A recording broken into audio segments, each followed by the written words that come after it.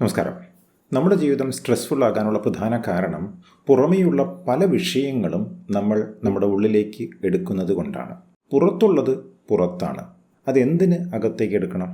പുറത്തുള്ളത് എന്ന് പറഞ്ഞാൽ പുറത്തുള്ള എല്ലാ കാര്യങ്ങളും, പുറത്തുള്ള ആളുകൾ, നമ്മുടെ ഉത്തരവാദിത്വങ്ങൾ, നമ്മുടെ വെല്ലുവിളികൾ, നമ്മൾ നേരിടുന്ന പല പരീക്ഷണങ്ങളും, നമ്മൾ ചെയ്യുന്ന ജോലി, പഠനം, ഇതെല്ലാം പുറത്തുള്ളവയാണ്. അകത്ത് എന്ന് പറഞ്ഞാൽ നമ്മുടെ മനസ്സ് തന്നെ. നമ്മുടെ ലോകം പുറവും ആ ലോകത്തെക്കുറിച്ചുള്ള നമ്മുടെ സംഭാഷണങ്ങൾ നമ്മുടെ മനസ്സിലാണല്ലോ, അത് അകവും ആകുന്നു. പുറത്തുള്ളത് പുറത്താണ്, അത് എന്തിന് അകത്തേക്ക് എടുക്കണം എന്ന് പറയുന്നതിൻ്റെ അർത്ഥം പുറമേയുള്ള വിഷയങ്ങൾ എന്തിന് നമ്മൾ മനസ്സിൽ ചർച്ച ചെയ്യണം എന്നാണ്. അത് അകത്തേക്ക് എടുക്കുന്നത് കൊണ്ട് പ്രത്യേകിച്ച് പ്രയോജനമൊന്നും തന്നെയില്ല. പുറത്തുള്ള വിഷയങ്ങൾ പുറത്ത് തന്നെ നിൽക്കട്ടെ, അതവിടെ നിർത്തിയേ പറ്റൂ. അകത്തുള്ളത് അകത്താണ്, അതെന്തിന് നിങ്ങളിലേക്ക് എടുക്കണം? അകം എന്ന് പറഞ്ഞാൽ നമ്മുടെ മനസ്സാണ് എന്ന് പറഞ്ഞുവല്ലോ. ശരിക്കു പറഞ്ഞാൽ നമ്മുടെ മനസ്സ് അകമാണോ അതോ മറ്റൊരു പുറമാണോ? എൻ്റെ മനസ്സിലുള്ള പ്രശ്നങ്ങൾ എന്നെ വേട്ടയാടുന്നു എന്ന് പറയുമ്പോൾ എൻ്റെ മനസ്സ് അകമോ പുറമോ? ശ്രദ്ധിച്ചു നോക്കിയാൽ മനസ്സിലാകും, ഇവിടെ ഞാനും എൻ്റെ മനസ്സും ഉണ്ട്. ആരായിരിക്കും കൂടുതൽ അടുത്തുള്ളത്, ഞാനോ എൻ്റെ മനസ്സോ? തീർച്ചയായും ഞാൻ തന്നെ. അപ്പോൾ ഞാൻ അകത്തും എൻ്റെ മനസ്സ് പുറത്തും എന്നായി വരും. അകത്തുള്ളത് അകത്താണ്, അതെന്തിന് നിങ്ങളിലേക്ക് എടുക്കണം എന്ന് പറയുന്നതിൻ്റെ അർത്ഥം മനസ്സിലുള്ളത് മനസ്സിൽ തന്നെ നിൽക്കട്ടെ, അത് നിങ്ങളിലേക്ക് എടുക്കേണ്ട കാര്യമില്ല. അപ്പോൾ ഇവിടെ മനസ്സിലാക്കേണ്ടത് നിങ്ങൾ മനസ്സല്ല എന്നാണ്. പിന്നെ നിങ്ങൾ ആരാണ്? മനസ്സിനെ അറിയാൻ കഴിയുന്നവനാണ് നിങ്ങൾ, അല്ലെങ്കിൽ മനസ്സിനെ അറിയാൻ കഴിയുന്നവളാണ് നിങ്ങൾ. അപ്പോൾ ഇത് രണ്ടും ചേർത്ത് വായിച്ചാൽ പുറത്തുള്ളതിനെ മനസ്സുകൊണ്ട് മാറ്റാൻ പ്രയാസപ്പെടേണ്ട എന്നും അകത്തുള്ളതിനെ മനസ്സുകൊണ്ട് തന്നെ ഇളക്കി മറിച്ച് ശരിയാക്കാൻ ശ്രമിക്കേണ്ട എന്നുമാണ്. ചിന്തിച്ചു നോക്കിയാൽ രണ്ടിനും ശ്രമം ആവശ്യമാണ്, അല്ലേ? ശ്രമം എഫേർട്ടാണ്. എഫേർട്ടിന് എനർജി ആവശ്യമാണ്. എന്തെങ്കിലും മാറ്റാൻ ശ്രമിക്കുമ്പോൾ നമ്മുടെ എനർജി കൂടുതൽ ഡ്രെയിൻ ആവുകയാണ് ചെയ്യുന്നത്. ഉള്ളതുപോലെ കാണുമ്പോൾ എഫേർട്ടിൻ്റെ ആവശ്യം വരുന്നില്ല, അപ്പോൾ എനർജി ഡ്രെയിനും ഇല്ല. ഈ പറഞ്ഞതിൻ്റെ അർത്ഥം നമുക്ക് ഉള്ളതുപോലെ കാണാനും അറിയാനും സാധിക്കണം എന്നാണ്. ഉള്ളതുപോലെ കാണുമ്പോഴും അറിയുമ്പോഴും അതിന് പറയുന്നു ശ്രദ്ധാപൂർണത അഥവാ മൈൻഡ്ഫുൾനെസ്. ശ്രദ്ധാപൂർണത എന്ന് പറഞ്ഞാൽ പരിപൂർണ ശ്രദ്ധ. എന്താണോ ഉള്ളത് അതിൽ. ശരിക്കും ഉള്ളത് എന്താണ്? ഈ ഒരു നിമിഷം മാത്രമാണ് നമ്മുടെ മുമ്പിലുള്ളത്. The present moment. കഴിഞ്ഞു പോയത് ഉണ്ടായതാണ്, ഉള്ളതല്ല. വരാനിരിക്കുന്നത് ഉണ്ടാകാൻ പോകുന്നതാണ്, ഉള്ളതല്ല. ഉള്ളത് എന്ന് പറഞ്ഞാൽ ഇപ്പോൾ ഇവിടെ ഉള്ളത് തന്നെ. ശ്രദ്ധാപൂർണത ഈ ഒരു നിമിഷത്തിൽ എന്താണ് സംഭവിക്കുന്നത്, അത് അതിൻ്റെതായ പരിപൂർണതയിൽ അറിയലാണ്.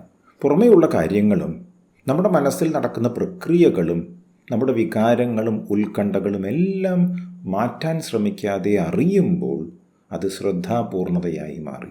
മൈൻഡ്ഫുൾനെസ് പ്രാക്ടീസ് ചെയ്യുമ്പോൾ ഒരു കാര്യം മനസ്സിലാക്കേണ്ടത്, അതിൽ ജഡ്ജ്മെൻ്റ് ഇല്ല. നമ്മൾ ഒന്നിനെയും വിലയിരുത്തുന്നില്ല, ഒന്നിനെയും നമ്മൾ കുറ്റപ്പെടുത്തുന്നില്ല. മനസ്സിൽ എന്താണോ ഉള്ളത്, പോസിറ്റീവ് ആയാലും ശരി നെഗറ്റീവ് ആയാലും ശരി, ഒട്ടും കുറ്റപ്പെടുത്താതെ വിലയിരുത്താതെ നോൺ ജഡ്ജ്മെൻ്റലായിക്കൊണ്ട് അതിനെ അറിയാൻ ശ്രമിക്കുകയാണ് ചെയ്യുന്നത്. പണ്ടൊരിക്കൽ ഹക്കുയിൻ എന്ന പേരുള്ള ഒരു ബുദ്ധസന്യാസി ഉണ്ടായിരുന്നു. വളരെ പേരും പ്രശസ്തിയുമുള്ള ജീവൻ മുക്തനായിരുന്നു അദ്ദേഹം. അതുകൊണ്ട് തന്നെ കുറേ ആളുകൾ അദ്ദേഹത്തെ കാണാൻ വരുമായിരുന്നു. ഹക്കുയിൻ താമസിക്കുന്ന ആശ്രമത്തിൽ നിന്ന് കുറച്ചകലെ ഒരു കുടുംബത്തിലുള്ള കൗമാരപ്രായത്തിലുള്ള പെൺകുട്ടി ഗർഭിണിയായി. ഇതാരാണ് ചെയ്തത് എന്ന് അവളുടെ അച്ഛനും അമ്മയും ആവർത്തിച്ച് ചോദിച്ചിട്ടും അവളൊന്നും പറഞ്ഞില്ല. അവസാനം നിക്കക്കള്ളിയില്ലാതെ ഹക്കുവിൻ്റെ പേരാണ് അവൾ പറഞ്ഞത്. പെൺകുട്ടിയുടെ മാതാപിതാക്കൾ വളരെ കുപിതരായി ഹക്കുവിനെ പോയി കാണാൻ ചെന്നു. വിവാഹിതയല്ലാത്ത ഞങ്ങളുടെ മകൾ ഗർഭിണിയായി എന്നും അവൾ നിങ്ങളുടെ പേരാണ് പറഞ്ഞത് എന്നും അവർ പറഞ്ഞു. അപ്പോൾ ഹക്കുയിൻ ചോദിച്ചു, ഈസ് ദാറ്റ് സോ എന്ന്, അതായത് അങ്ങനെയാണോ എന്ന്. ഒട്ടും കുലുങ്ങിയില്ല. ഈ വാർത്ത നാടാകെ പരന്നു. ബുദ്ധസന്യാസിയുടെ പേര് ഇടിഞ്ഞു. അദ്ദേഹത്തെ കാണാൻ ആരും വരാത്ത അവസ്ഥയായി. പക്ഷേ അദ്ദേഹം കുലുങ്ങിയില്ല. പഴയതുപോലെ തന്നെ അദ്ദേഹം ജീവിതം മുമ്പോട്ട് കൊണ്ടുപോയി. കുറച്ച് മാസങ്ങൾക്ക് ശേഷം ആ പെൺകുട്ടി പ്രസവിച്ചു. വളരെ ദേഷ്യത്തോടെ പെൺകുട്ടിയുടെ അച്ഛനും അമ്മയും കുട്ടിയെ ഹക്കുവിൻ്റെ അടുത്തേക്ക് കൊണ്ടുവന്നു. എന്നിട്ട് ഹക്കുവിനോട് പറഞ്ഞു, കുട്ടിയുടെ അച്ഛൻ നിങ്ങളാണ്, അതുകൊണ്ട് നിങ്ങൾ തന്നെ കുട്ടിയെ നോക്കി വളർത്തണം എന്ന്. ബുദ്ധസന്യാസി വളരെ സ്നേഹത്തോടെ കുട്ടിയെ ഏറ്റുവാങ്ങി, എന്നിട്ട് നന്നായി നോക്കാൻ തുടങ്ങി. 1 വർഷം കടന്നുപോയി. അപ്പോഴേക്കും ഈ കുട്ടിയുടെ അമ്മയ്ക്ക് കുറ്റബോധം സഹിക്കവയ്യാതെ സത്യം തുറന്നു പറയേണ്ടി വന്നു. അവൾ അവളുടെ അച്ഛനോടും അമ്മയോടും പറഞ്ഞു, ഹക്കുയിൻ അല്ല ഇത് ചെയ്തത് എന്ന്. അടുത്തുള്ള ഒരു കശാപ്പ് ശാലയിലെ ചെറുപ്പക്കാരനാണ് ഉത്തരവാദി എന്നവൾ പറഞ്ഞു. വളരെ വിഷമത്തോടെ അവളുടെ മാതാപിതാക്കൾ ഹക്കുയിനെ കാണാൻ ചെന്നു. ക്ഷമ ചോദിച്ചു. എന്നിട്ട് പറഞ്ഞു, ഞങ്ങളുടെ മകൾ പറഞ്ഞു താങ്കൾ അല്ല ഇതിന് ഉത്തരവാദി എന്ന്. അപ്പോൾ ഹക്കുയിൻ ചോദിച്ചു, ഇസ് ദാറ്റ് സോ? അങ്ങനെയാണോ എന്ന്. അത്രേ സംഭവിച്ചുള്ളൂ. ഹക്കുയിൻ കുഞ്ഞിൻ്റെ അമ്മയ്ക്ക് കുഞ്ഞിനെ തിരിച്ചു കൊടുത്തു. ഇവിടെ നോക്കൂ, ബുദ്ധസന്യാസി എന്താണ് ചെയ്തത് എന്ന്. എന്തു തന്നെ സംഭവിക്കുമ്പോഴും അദ്ദേഹത്തിൻ്റെ പ്രതികരണം ഒരേ രീതിയിലായിരുന്നു. Is that so? അങ്ങനെയാണോ എന്ന് മാത്രമായിരുന്നു. പുറത്തുള്ള ഒരു വിഷയവും അദ്ദേഹത്തെ അലട്ടിയതേയില്ല. കാരണം അദ്ദേഹം പുറത്തുള്ളത് അകത്തേക്ക് എടുക്കാൻ തയ്യാറല്ലായിരുന്നു. മനസ്സിലുള്ളത് അദ്ദേഹം തന്നിലേക്ക് എടുക്കാനും തയ്യാറല്ലായിരുന്നു. ഒരു വാർത്തയും അദ്ദേഹം പ്രതിരോധിച്ചില്ല. അതുകൊണ്ട് അദ്ദേഹത്തിന് എനർജി ലോസ് ഒട്ടും തന്നെ ഉണ്ടായിരുന്നില്ല. സമയമായപ്പോൾ കാര്യങ്ങൾ തിരിഞ്ഞു മറഞ്ഞു വന്നു. ഉള്ളതുപോലെ കാണുമ്പോൾ ഉണ്ടാകുന്ന അവസ്ഥയാണിത്. ഈ വിഷയത്തെക്കുറിച്ച് പറയുമ്പോൾ ഒരു കാര്യം പറയാനുള്ളത്, നമ്മുടെ മുമ്പിൽ എപ്പോഴും 3 വാതിലുകൾ അല്ലെങ്കിൽ കവാടങ്ങളുണ്ട്. ആദ്യത്തെ വാതിലിൻ്റെ പേരാണ് ഇൻസ്റ്റിങ്ച്വൽ ഡോർ അല്ലെങ്കിൽ സഹജവാസനയുള്ള കവാടം. നമ്മൾ സാധാരണ ചെയ്യാറുള്ള കാര്യങ്ങൾ എല്ലാം ഇൻസ്റ്റിങ്ച്വലാണ്. ഓരോ വിഷയവും നേരിടുമ്പോൾ നമ്മൾ സാധാരണ എങ്ങനെയാണ് പ്രതികരിക്കാറുള്ളത്? എത്രയും പെട്ടെന്ന് നമ്മുടെ പ്രശ്നങ്ങൾ മാറ്റാനുള്ള വ്യഗ്രതയിൽ ചിലപ്പോൾ നമ്മൾ അബദ്ധങ്ങൾ വല്ലതും കാണിച്ചു എന്നിരിക്കും. ഈ വാതിലിലൂടെ കടന്നു പോകുമ്പോൾ മറ്റുള്ളവരുടെ വിഷമം മനസ്സിലാക്കാൻ പറ്റാതെ വരുന്നു. പുറത്തുള്ള വിഷയങ്ങൾ അകത്തേക്കെടുക്കുമ്പോൾ നമ്മുടെ മനസ്സ് കലുഷിതമാവുകയും ഉചിതമായ തീരുമാനങ്ങൾ എടുക്കാൻ കഴിയാതെ വരികയും ചെയ്യുന്നു. ഈഗോയിസ്റ്റിക് ടെൻഡൻസീസ് വളരെ കൂടുതലുള്ള വാതിലാണിത്. ഇൻസ്റ്റിങ്ച്വൽ വാതിലിലൂടെ കടന്നു പോകുമ്പോൾ ഉള്ള ഒരു പ്രശ്നമാണിത്. രണ്ടാമത്തെ ഒരു വാതിലുണ്ട്. അതാണ് ദ റിഫൈൻഡ് ഡോർ, ശുദ്ധീകരിച്ച കവാടം. ഉള്ളതുപോലെ കാണുന്ന വാതിൽ. പുറത്തുള്ളതിനെ പുറത്തുള്ളതുപോലെ തന്നെ കാണുന്നു, അകത്തുള്ളതിനെ അകത്തുള്ളതുപോലെ തന്നെ കാണുന്നു. ഇവിടെ അക്സെപ്റ്റൻസ് ഉണ്ട്. ഈ വാതിലിലൂടെ കടന്നു പോകുമ്പോൾ നമ്മുടെ ജീവിതം മനോഹരമായിരിക്കും. ഇനി മൂന്നാമതൊരു വാതിലുണ്ട്, ദി എലിവേറ്റഡ് ഡോർ, ഉയർന്ന നിലവാരത്തിലുള്ള കവാടം. രണ്ടാമത്തെ ശുദ്ധീകരിച്ച കവാടമുണ്ടല്ലോ, ദ റിഫൈൻഡ് ഡോർ. അതിനോടൊപ്പം മറ്റു ചിലത് കൂടുമ്പോഴാണ് എലിവേറ്റഡായി നമ്മൾ മാറുന്നത്. അവിടെ കാര്യങ്ങൾ ഡിവൈനായി മാറി. ഇവിടെ എല്ലാത്തിലും ഈശ്വരൻ്റെ ഒരു കയ്യൊപ്പുണ്ട്. എല്ലാം നിശ്ചയിക്കപ്പെട്ടതാണ്. ഇങ്ങനെയൊക്കെയാണ് കാര്യങ്ങൾ നടക്കാൻ പാടുകയുള്ളൂ, ഇങ്ങനെ തന്നെയാണ് കാര്യങ്ങൾ വേണ്ടത് എന്നൊക്കെ നമ്മൾ മനസ്സിൽ ഉറപ്പിക്കും. ഇവിടെ ശരണാഗതി വളരെ കൂടുതലായിട്ടുണ്ട്. ജീവിതത്തിൻ്റെ ഒഴുക്കിൽ നമ്മൾ മുമ്പോട്ട് പോയിക്കൊണ്ടിരിക്കുന്നു. നമുക്ക് ഈ അവസ്ഥയിലേക്ക് എത്താൻ സാധിച്ചാൽ അതിമനോഹരമായി. എന്നാൽ പലർക്കും അത്ര പെട്ടെന്ന് ഇവിടേക്ക് എത്താൻ കഴിയില്ല. അപ്പോൾ നമുക്ക് ചെയ്യാൻ കഴിയുന്നത് റിഫൈൻഡ് ഡോറിലൂടെ, അതായത് ശുദ്ധീകരിച്ച വാതിലിലൂടെ കടന്നു പോകാൻ ഉള്ള തീരുമാനം എടുക്കുക എന്നതാണ്. പുറത്തുള്ളത് പുറത്ത് തന്നെ നിൽക്കട്ടെ, അകത്തേക്ക് എടുക്കാതെ. അകത്തുള്ളത് അകത്ത് തന്നെ നിൽക്കട്ടെ, നമ്മിലേക്ക് എടുക്കാതെ. ഈ പറഞ്ഞ കാര്യങ്ങൾ നമുക്ക് ജീവിതത്തിലേക്ക് പകർത്താൻ സാധിക്കുമോ എന്ന് നോക്കാം. അതിന് ചെറിയൊരു പരിശീലനം ആവശ്യമല്ലേ? ആണ്. മെഡിറ്റേഷനിൽ നിങ്ങൾ ചെയ്യേണ്ടത് നിങ്ങളുടെ ജീവിതത്തിലുള്ള ഒരു വിഷയം മനസ്സിലേക്ക് കൊണ്ടുവരിക. എന്നിട്ട് മനസ്സിൽ അതെങ്ങനെയാണോ ഉള്ളത് അതങ്ങനെ തന്നെ കാണാൻ ശ്രമിക്കുക. മാറ്റാൻ ശ്രമിക്കരുത്, കുറ്റപ്പെടുത്തരുത്, ന്യായീകരിക്കരുത്, ജഡ്ജ് ചെയ്യരുത്.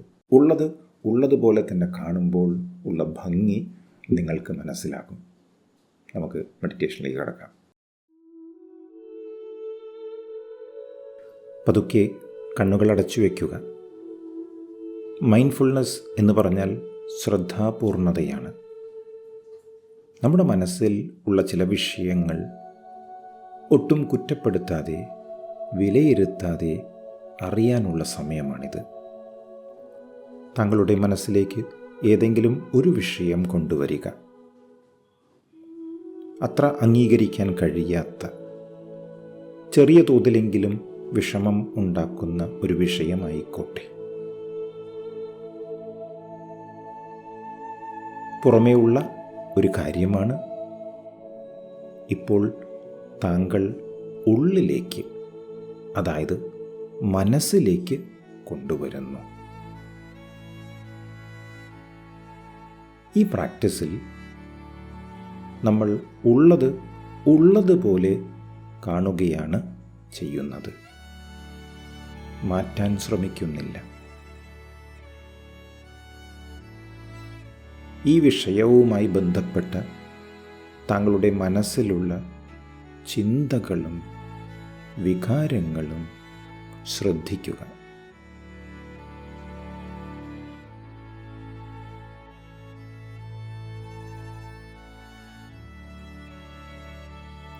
കുറ്റപ്പെടുത്താതെ, വിലയിരുത്താതെ അറിയുക.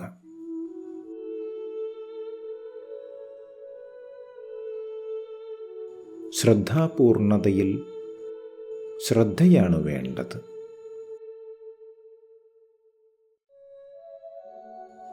ശ്രദ്ധിക്കണമെങ്കിൽ എഫർട്ടിൻ്റെ ആവശ്യമില്ല. അറിയുക എന്ന് പറഞ്ഞാൽ നോയിങ് ആണ്. നോയിങ്ങിന് എഫേർട്ട് തീരെ ആവശ്യമില്ല. താങ്കളുടെ മനസ്സിലുള്ള വിഷയം അറിയണമെങ്കിൽ സ്നേഹത്തോടെ നോക്കിയാൽ മാത്രം മതി. കരുണയോടെ നോക്കിയാൽ മതി. With a lot of compassion, just become aware. കരുണയോടെ മനസ്സിലുള്ള വിഷയത്തെ തൊട്ടറിയുക.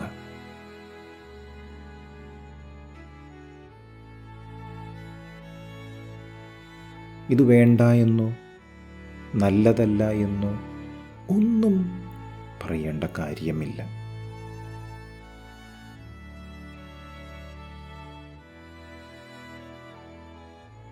അതുള്ളതാണ്.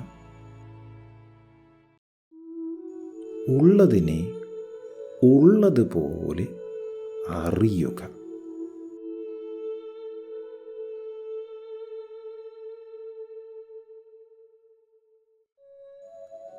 What is there is there. അത് എൻ്റെ മനസ്സിലാണുള്ളത്, അകത്താണ്.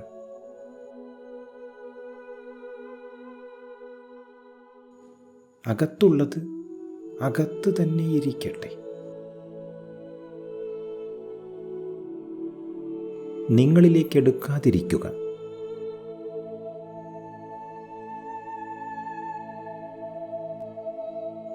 ഇവിടെ ഒരു കാര്യം മനസ്സിലാക്കാനുള്ളത്, നിങ്ങളുടെ മനസ്സ് നിങ്ങളല്ല.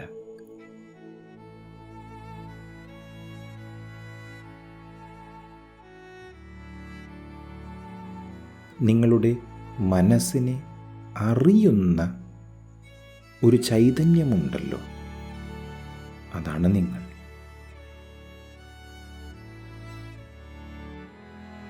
ഹക്കുയിൻ എന്ന പേരുള്ള ബുദ്ധസന്യാസി എങ്ങനെയാണ് ഓരോ വിഷയത്തെയും വളരെ ലാഘവത്തോടെ കാണാൻ ശ്രമിച്ചത്, അതേ രീതിയിൽ താങ്കളുടെ മനസ്സിലുള്ള വിഷയത്തെ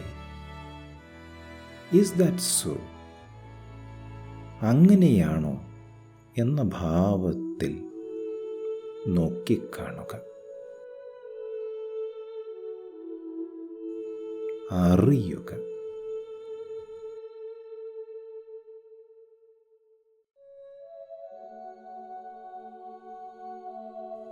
ഈ വിഷയത്തെ സാധാരണ കൈകാര്യം ചെയ്യാറുള്ളത് ഇൻസ്റ്റിങ്ച്വൽ വാതിലിലൂടെ കടന്നുപോയിട്ടാണ്. അനാവശ്യമായ പല രീതിയിലും പ്രതികരിച്ചുകൊണ്ട് സഹജവാസനയുടെ കവാടത്തിലൂടെ പോകുമ്പോൾ ഇതായിരുന്നു വിഷയം.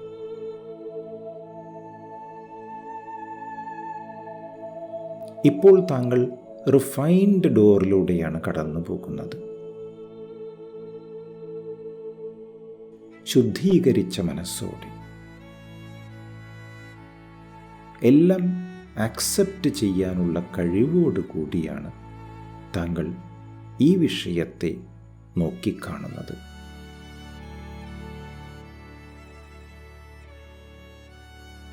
ഇതിങ്ങനെ നോക്കിക്കാണുമ്പോൾ താങ്കൾക്ക് മനസ്സിലാകുന്നു താങ്കളും ഈ മനസ്സും വെവ്വേറെയാണ്.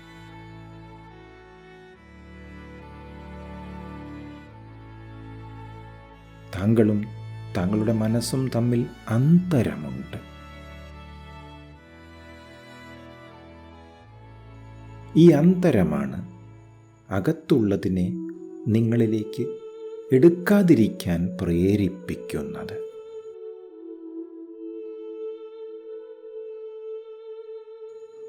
Simply become aware. ശ്രദ്ധയോടെ അറിയുക. അതാണ് മൈൻഡ്ഫുൾനെസ്.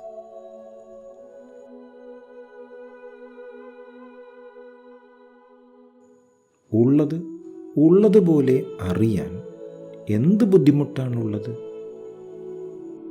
ഒരു ബുദ്ധിമുട്ടുമില്ല.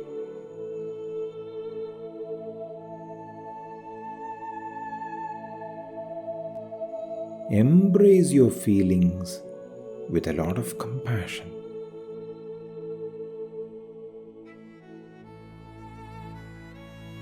താങ്കളുടെ വികാരങ്ങളെ ആലിംഗനം ചെയ്യുക.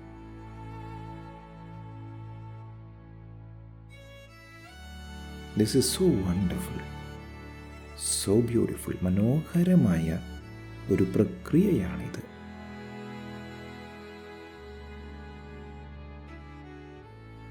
തനിക്ക് ഇങ്ങനെയും പ്രതികരിക്കാം എന്ന തിരിച്ചറിവ് ഒത്തിരി ആത്മവിശ്വാസം ജനിപ്പിക്കുന്നു.